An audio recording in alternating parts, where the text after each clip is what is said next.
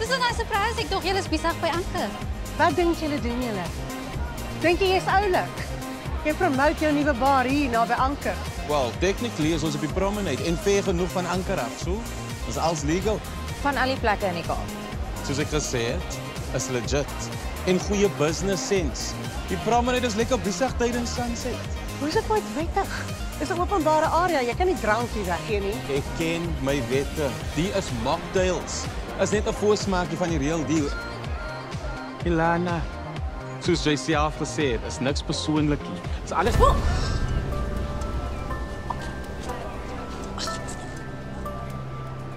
Jy het oor die lyn getrap, Wade, en jy weet dit.